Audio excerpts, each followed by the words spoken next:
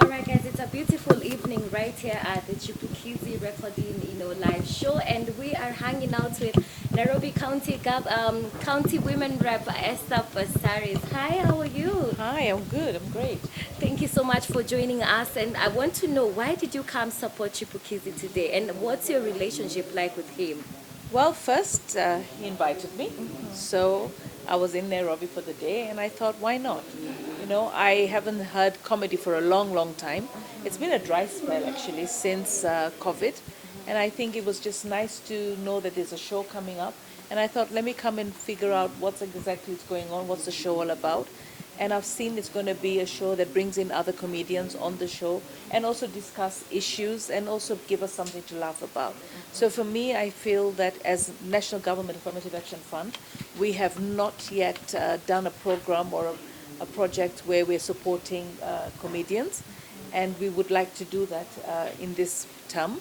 And it would be nice to start engaging with them. So my entire team was here, and we should be sitting down with them to see, can we have a competition, can we be able to identify the next big comedian in Nairobi, and put some cash money behind it, and let's just have a day of fun.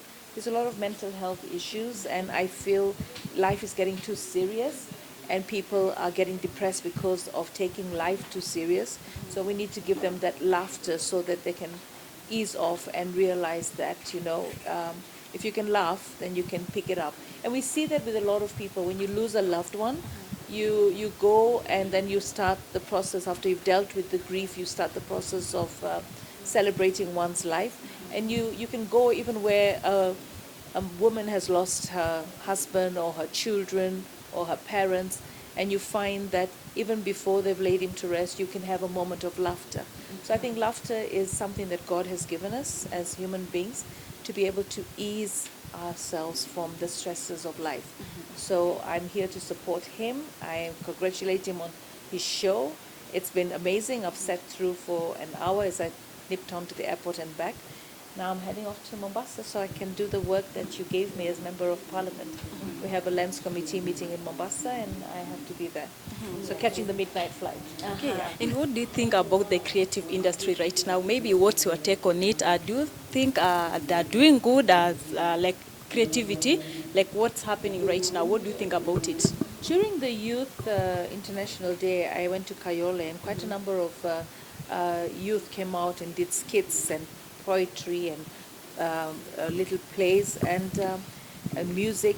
And I think we have a long way to go. We need to fix the social halls in Nairobi, across the country, so the youth can have a place to come out and perform. We also need to improve on theatre, and I feel Kenya's had the best of theatres. Now let's take the mashinani, and we've got to be willing to pay. We've got to be willing to pay. I mean, so that we can, we can. It's a job. You can't just go there, watch, and leave. You've got to be able to go, pay, and enjoy, so that the people that are producing this are actually able to earn an income.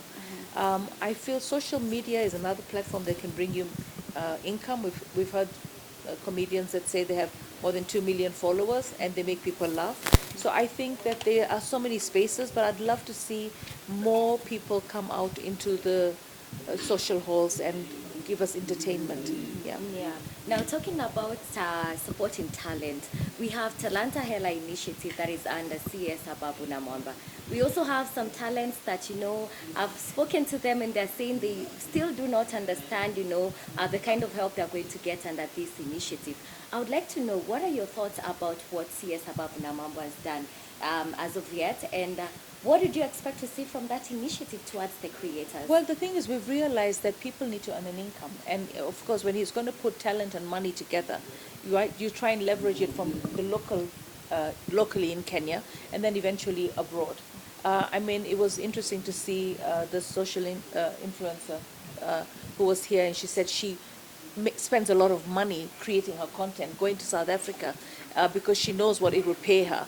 So I feel that Ababu should do a lot of civic education online, let Kenyans know what it's all about, because we hear about things, but we don't know how to go and get interacted with them. So once we get the brief as members of parliament, then we will also promote it.